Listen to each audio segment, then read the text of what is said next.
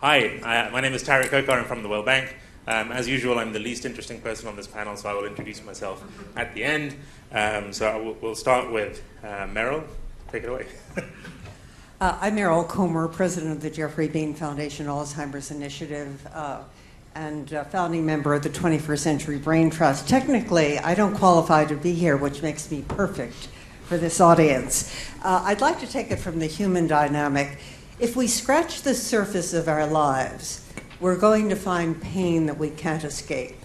And when it comes in the disease space, there is a great deal of hopelessness, most often, that comes with it. And my feeling is it's not the pain, it's what you do with the pain matters. So if you flip the pain and make it purposeful, that to me is the entrepreneurship of advocates. And I really believe that this audience needs to capture that passion to be effective with their analytics. The other presumption with health applications for data collection is build them and then will come.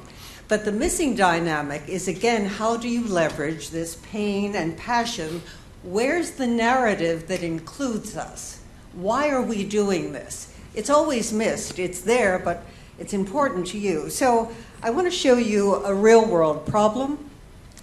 76 million of us by 2030 over there. We're living in the world of Alzheimer's, aging demographics, globally huge issues for governments, the costs of care bankrupting, which is why you have the attention in China, Japan, all through the European Economic Community. Chambers has taken it up, very big with Sarkozy. But this is the problem of our time. 76 million baby boomers aging at the rate, I think the youngest boomer now is 50 years of age. This is the environment for innovation and disruption in our space. And again, when we do things in the nonprofit space, we have to be deliberate. In our case, Alzheimer's does matter. And when it comes to women, it's the biggest issue since breast cancer. We outlive men statistically, are more prone to get it.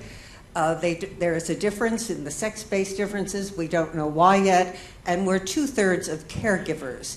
Very big issue and coming forward. By the way, the average age of the caregiver is 49 years of age. This is a huge problem. You're taking care of your parents now.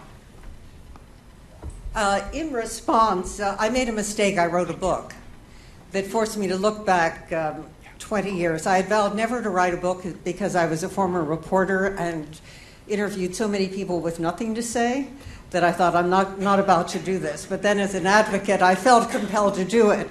And then after I did it, I looked back, I felt very naked about doing it. At my age, that's not a very uncomfortable feeling. Not in France. Good. That's why I'm here.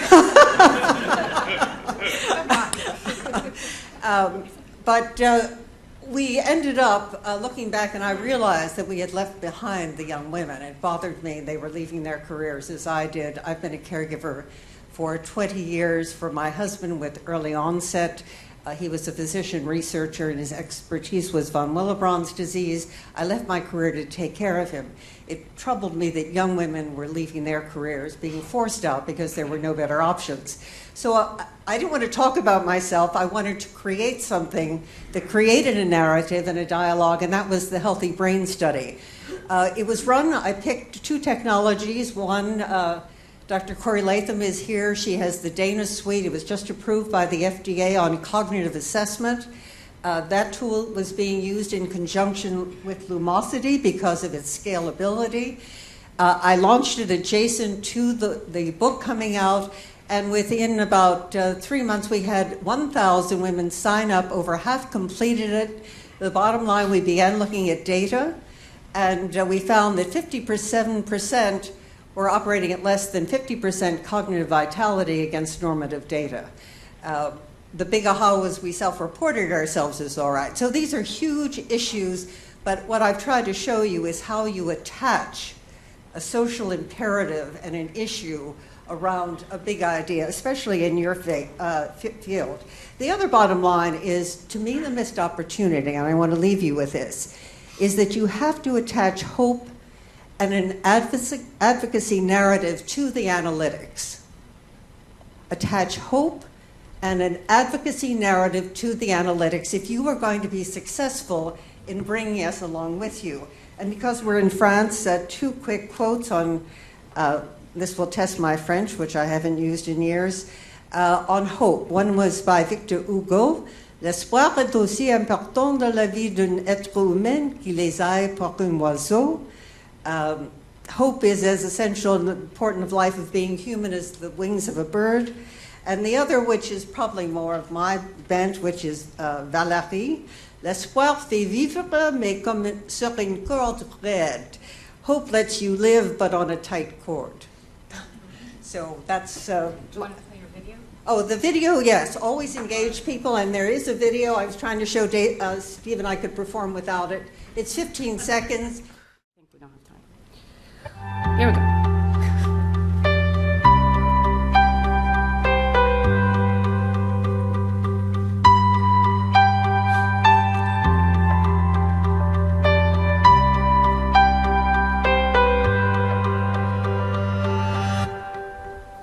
Perfect. Thanks.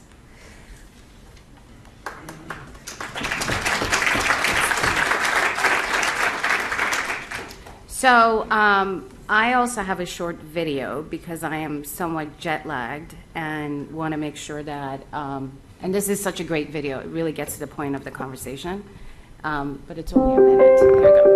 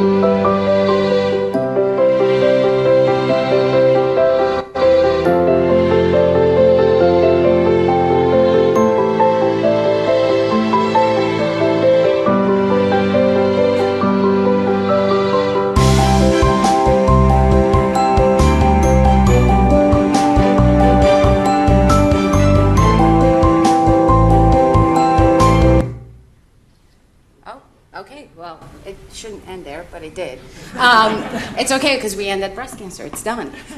So I think, we've had a lot of philosophical conversations the last couple of days. And when it comes to breast cancer, we have a lot of awareness. We actually have a lot of money, but we haven't made that much progress.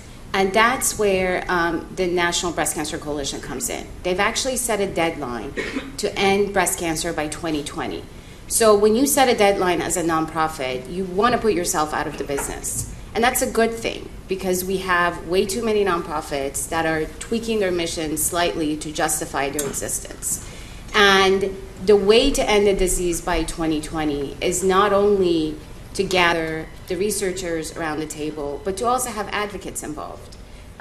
Yesterday, Steve Keening was talking about being a research unicorn. And that's what NBCC is doing. They're creating research unicorns every single day. We take men and women that have the disease and train them in research and science so they can actually sit with the researchers and ask the tough questions. And so it's not about gathering more data and more data and more data, but what does it mean? What is this data going to do? How is it going to end a disease? It's not about better treatment, but it's about actually ending it.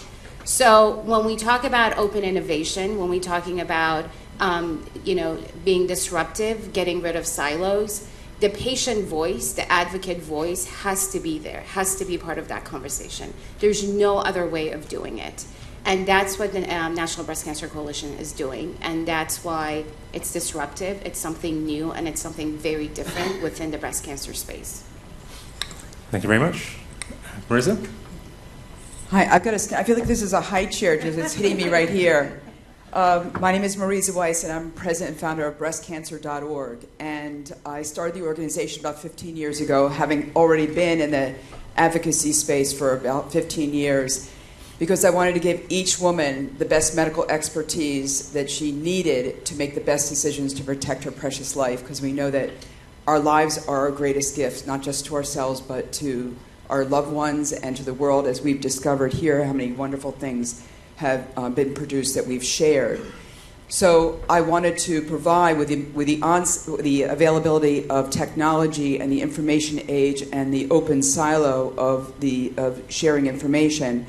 I wanted to give the greatest stakeholder, the patient whose life is at stake, her access to the best medical expertise, because she wants the expertise to come from her doctor. That's what women clearly want. She wants expertise that's relevant to her, and she wants to get access to that information to make all kinds of decisions in understanding her risk, the opportunity for detection, the best treatment, the best survivorship, and sharing that information so her family can also benefit from new advances.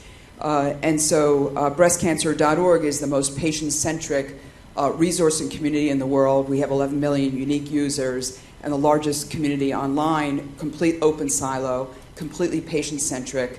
And it is the opportunity to sort of innovate the doctor-patient relationship, to give the patients the best expertise that they can, in a form that can engage the doctor, because that's who she wants to talk to, making decisions for her life, and to make the best decisions possible.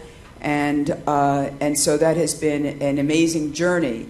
We know in the future to really embrace the power of precision medicine, to really giving the right information to the right person at the right time in the most intelligent, compassionate, sensitive ways, and also to take full advantage of these amazing advances in medicine that are coming fast and furious, that we will need to engage not just the patient but also the doctor, because it's not like we can just go back to medical school to learn the new arts and advances that are coming, but to also be to do more with HCP, healthcare professional education, as well as the patient-centric focus, which is why we exist as a nonprofit, and also to facilitate this a critical dialogue. So, we have been an open silo by definition, but we're also sort of a world. We're a virtual world, so it's not just a resource. There is a world at breastcancer.org. We have 200,000 conversations that are going 24/7 that we need to moderate around the world in all kinds of languages in the context of different cultures, different rules, different medical insurance provisions, different coverage, different the relationship between health and disease and wellness, all the different emotional overlay. It is a world, and a world to exist in a cohesive, effective way, there needs to be some rules. So we have ended up having to build an infrastructure not quite a government, of the world that we are responsible for, because it's medical expertise and we need it to be delivered and used in the most respectful, proper way. So we have, in our open silo, a key part of our operations is our board of directors. Carl Fremont is here, my CEO Hope Wall is here, but our board of directors and a lot of exquisite legal assistants have been absolutely essential to respectfully operating this world of breastcancer.org, so that people can exchange their personal expertise as well as take advantage of medical expertise from the experts on our professional advisory board. So I think I'll stop there, and I know it will be an exciting conversation to follow. Thank you. So hello, nice to meet you. My name is Christian. I come from French Polynesia, but live in Paris. And I'm not a researcher, but it's really interesting. There's a lot of things that overlap with some of the work we're doing. I started a project called MakeSense.org. We mobilized 20,000 volunteers in 100 cities around the world, and they volunteer for social entrepreneurs to a specific process on our platform. They discover a challenge, So for example, you're a social entrepreneur doing sports activities for elderly so that they keep having good health. You need to invent a new line of products for them to do physical activities.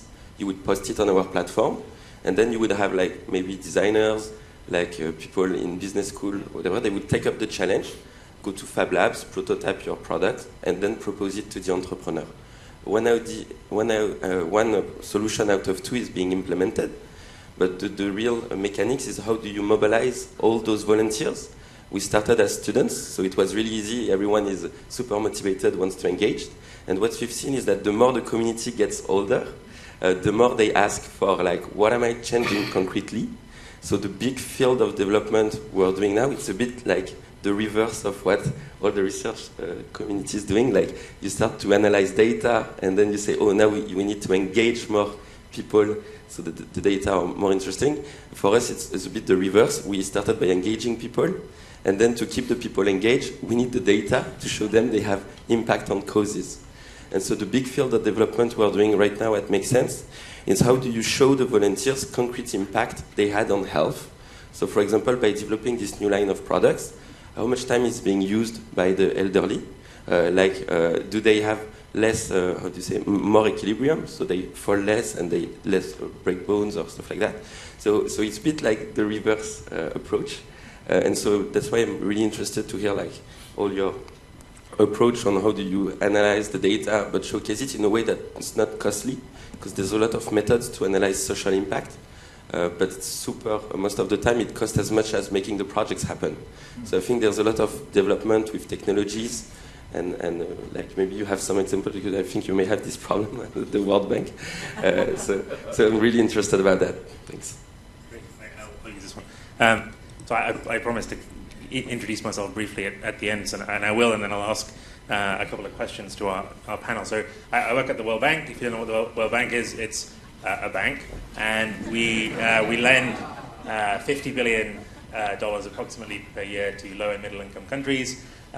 Interestingly, our first loan was actually to France in 1947 for $250 million. There was some war going on here, so they wanted some reconstruction assistance. But that loan, in today's terms, I think I figured it out right, is worth about $3 billion. So I think France is still the largest, in real terms, recipient of World Bank financing in history. So anyway, interesting fact. But it's not just roads and things that we fund. So last month we led an investment round of $120 million into a company called Planet Labs.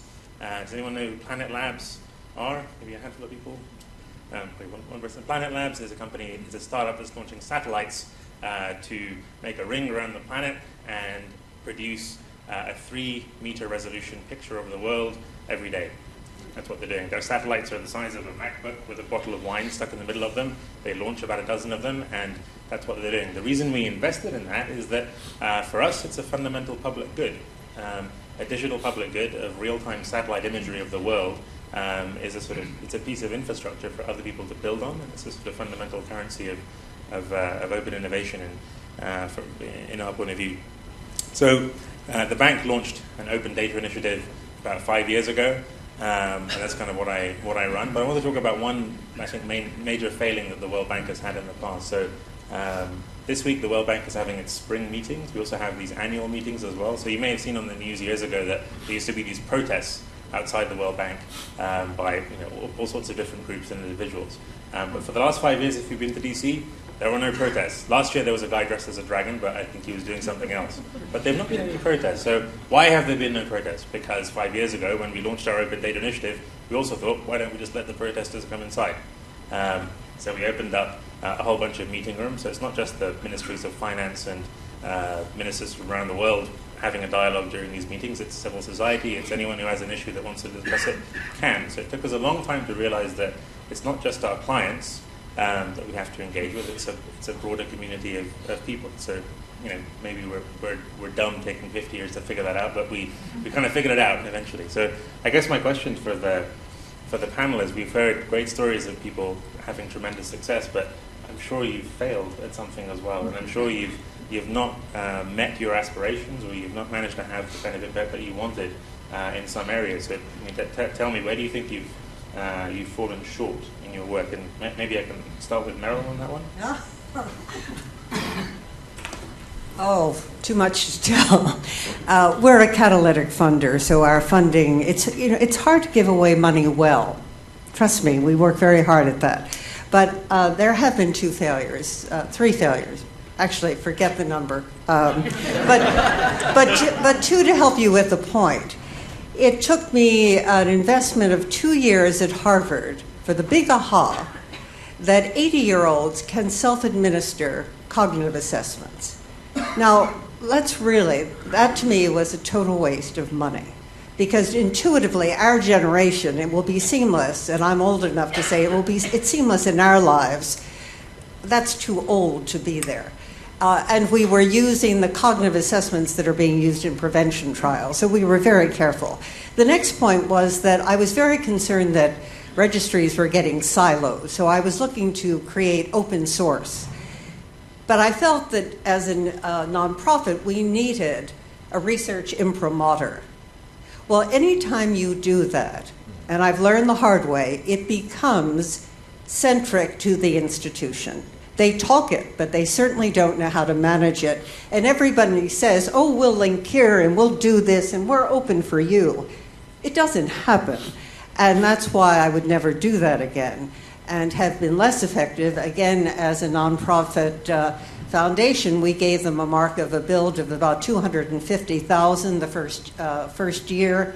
We actually then gave them an extension for another 6 months. It took them about 5 years for that build.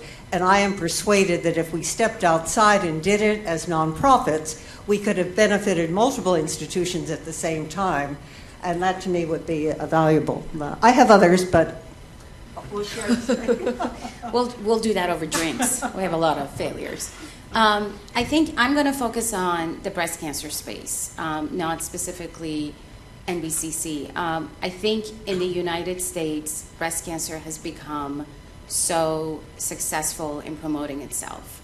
We have a lot of awareness. We have a lot of pink. Obviously, every woman on this planet knows what breast cancer is. We've raised a lot of money, but we really haven't made that much progress. So in 1975, 1 in 11 women were getting the disease. And in 2015, the number is 1 in 8. We're still losing 500,000 women every single year to the disease all over the world.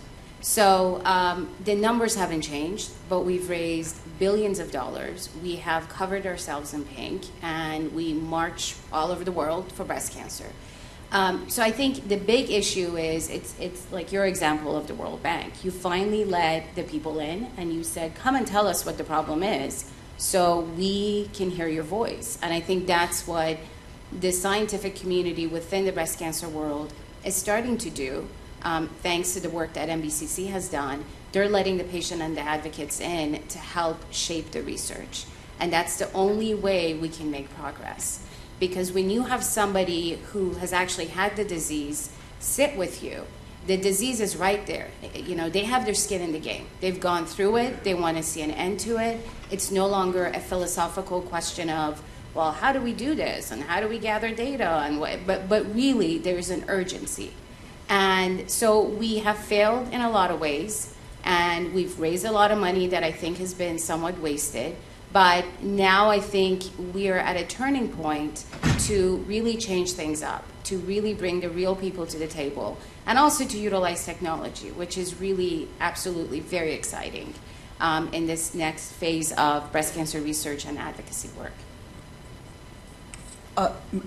Marisa Weiss again, breastcancer.org. I've actually been excited by a lot of the new advances in the breast cancer space, and I think we have made a lot of progress.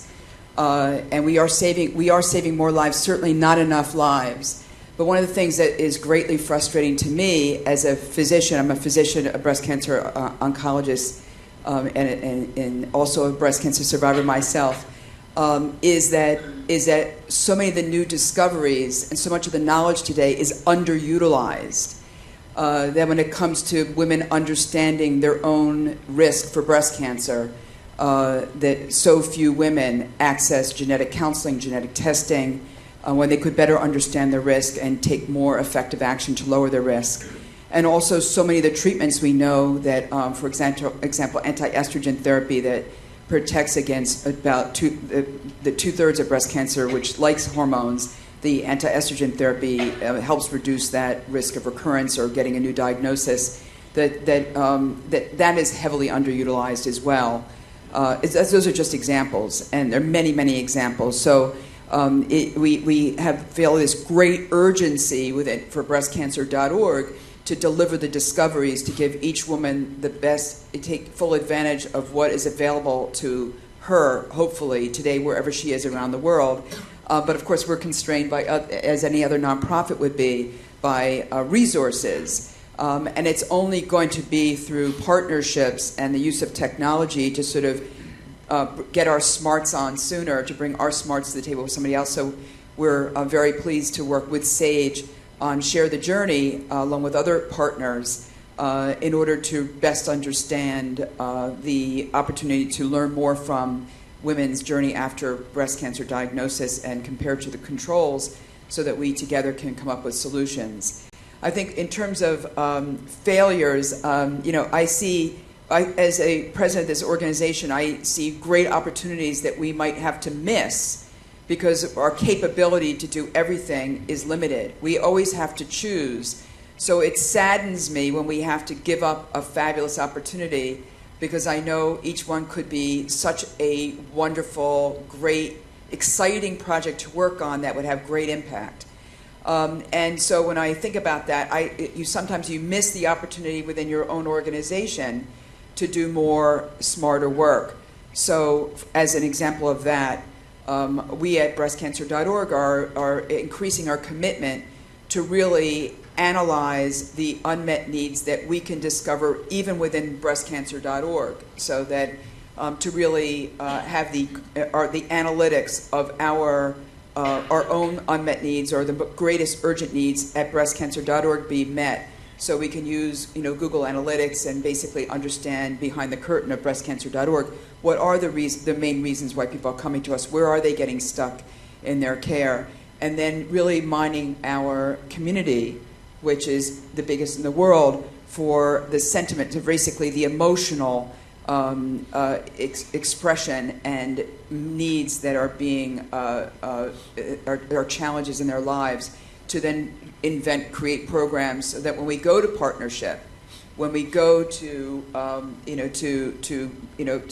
multiply out what it is we can do, given the constraint of funding, even when we haven't had our application into you guys yet. I'm just kidding.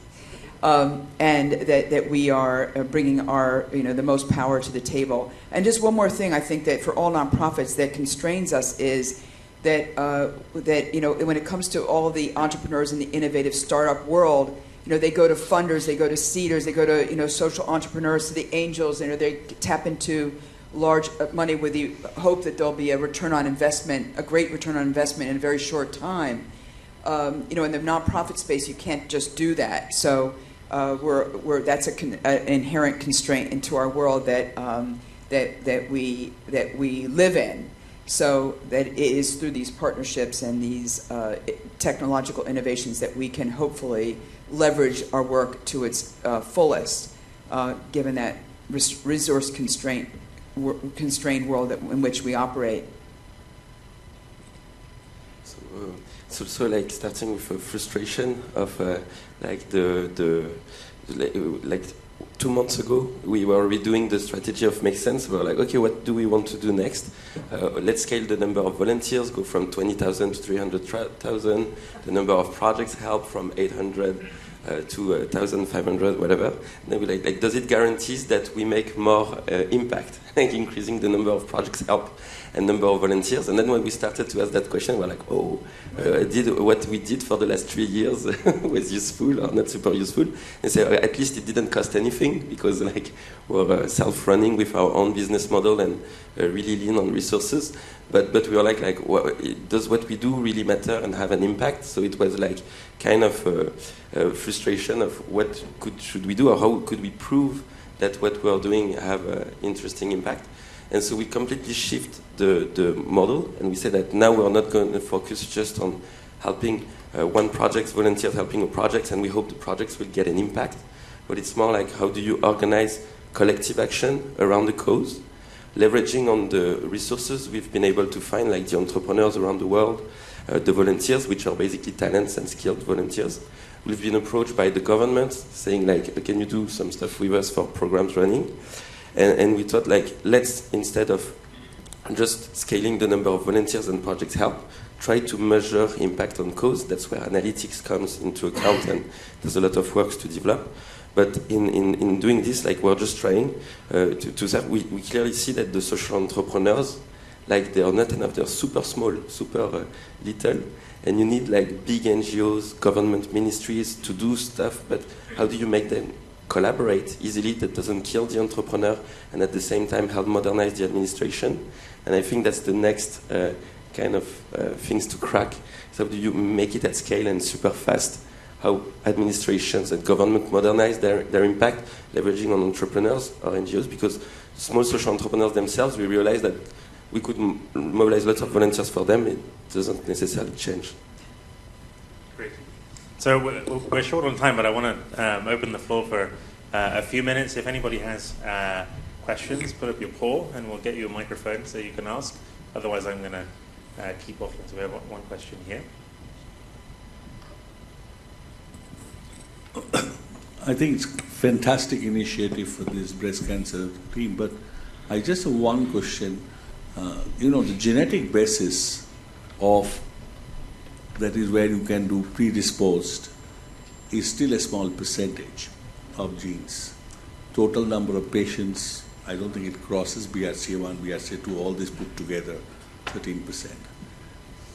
Of course, if the family has it and family history and you have the mutation, then of course you can go ahead and take it.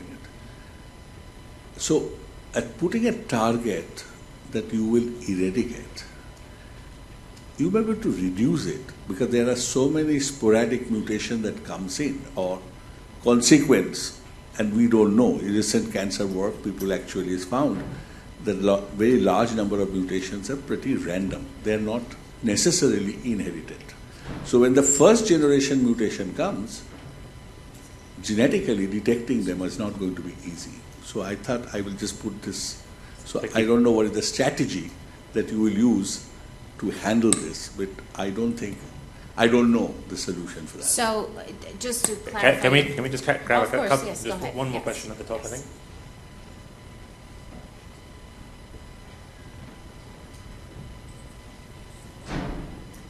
Hello, I really like the idea of the entrepreneurship of narrative, and I'm just wondering, there are so many stories out there that really could make a difference. There are so many ways that people can communicate and let their story be known, but to some point I think it's just so much, and there are so many platforms and there are so many apps out there. How do we compile all of these? How do we bring them all together to actually make a difference and have an impact? I just think it's an overload, and I think we've got a kind of digital congestion of some kind. Yeah, okay. So you have a question as well? No? Okay. If you want me to ask a question. There's one question here, sorry. It's a very simple question. If you take a systems level look at all economy and all of our investment, are we spending, how do you figure out, how do you see our investment in research and medical research, improving health, and we look at sort of all of what you spend in healthcare versus what's spent in research. How would you put that together from sort of a macroeconomic point of view and come up with taxations, rates, and fractions of amounts that we spend and invest to sort of optimize the entire system? And I take everything that's been said as absolutely essential, going open with data and making connections of communities and really sharing data, learning very much more rapidly, all that, absolutely. But are we funding it at the level that's necessary to really make it work? What is the advantage of having three large different organizations, not-for-profits, on breast cancer? Why don't we simplify and have It's a one great unit? question, yes. And why don't we go for global solutions, cure of breast cancer by a certain date? Why don't we cut the problem up in smaller problems, take small steps that are easy to finance and will, at an early stage, direct you when you're going in the wrong direction and when you go in the right direction? Thank you. Yeah, okay, so we'll pause the questions there. So I'll give each of our panelists a minute to respond to any combination of the questions, and I'll start with Naz. Okay, so the scientific question from the first gentleman, I think with the breast cancer deadline 2020, there's two goals. One is to find a preventative vaccine, so to end the disease, and the second is to prevent metastatic.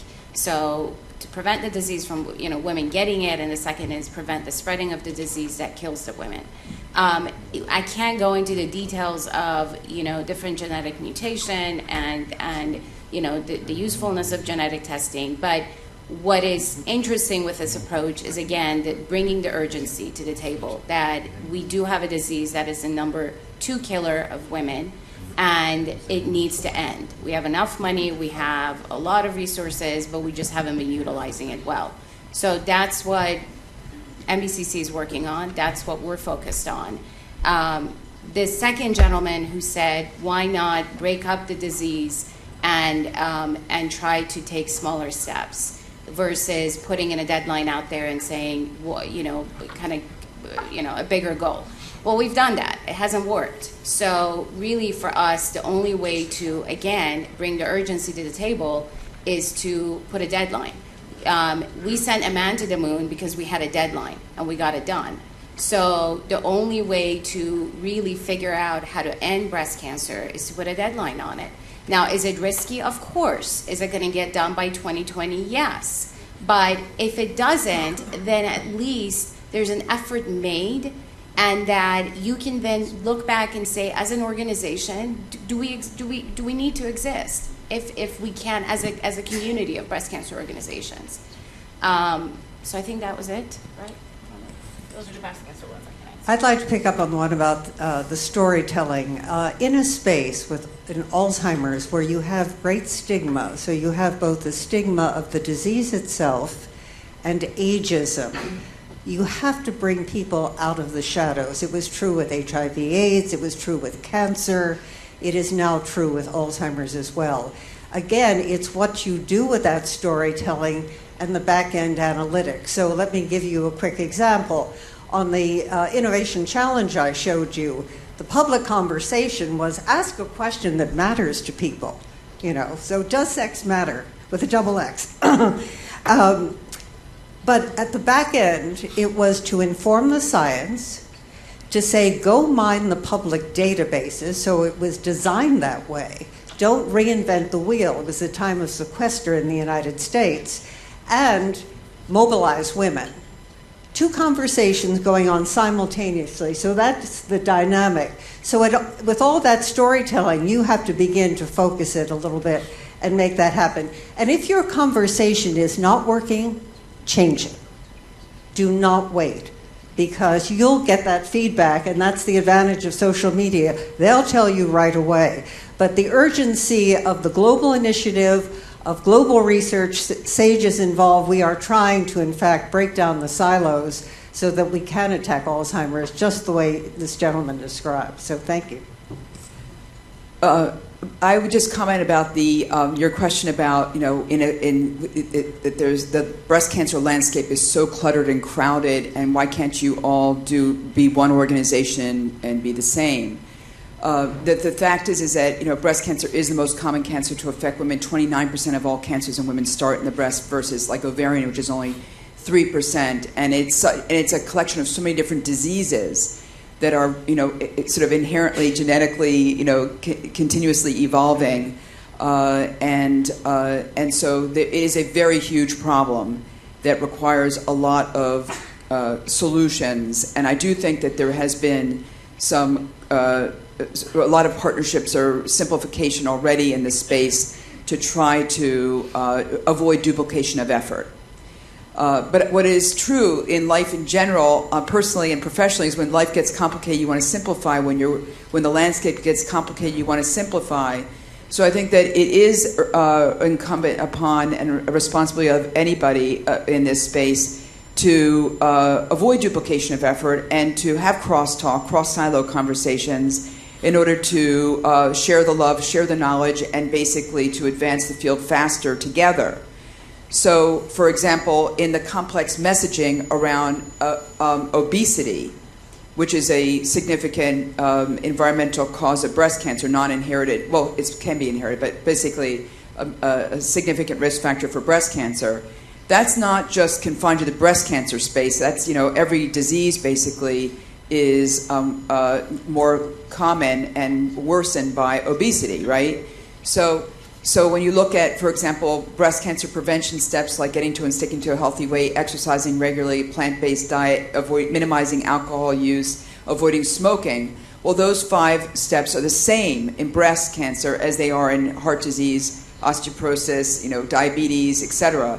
So we have tried to work cross-platform, cross-silo, in order to, and rather than hit women, for example, from every organization with the same set of messages, or inundate them, as a woman in the back suggested. It's just overwhelming, confusing, and when you get overwhelmed with too many messages, you shut down. So we have tried to work to create a consortium of organizations around the same message to simplify the messaging to further advance public health, a critical problem that's hard to win on, like obesity. So that has been a sort of strategy for us. So super quick, maybe there is it's not about compiling or making just one platform. It's maybe about just making every platform more open. So it happens a lot into the web sphere, APIs, open data, or whatever. I think what's missing on top of these kind of tools and technologies is just to make open teams. If, for example, I want to collaborate with another non-profit, I can build an APIs platform, share my data, whatever. Things doesn't happen if there's no trust in between teams and organization. So, for example, we send someone in another organization, and he, we don't. It's basically how do you make exchange between teams and people that create collaboration, but it's not necessarily about having just one platform, because otherwise you require one master funding platform, and it's super expensive.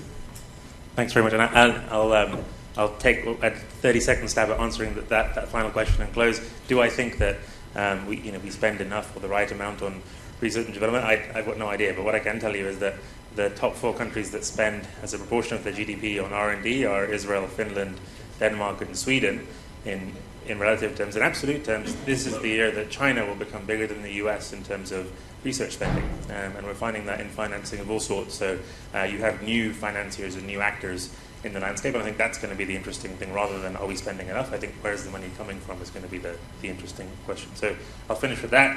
Please join me in thanking our panel, and I hope you enjoyed it.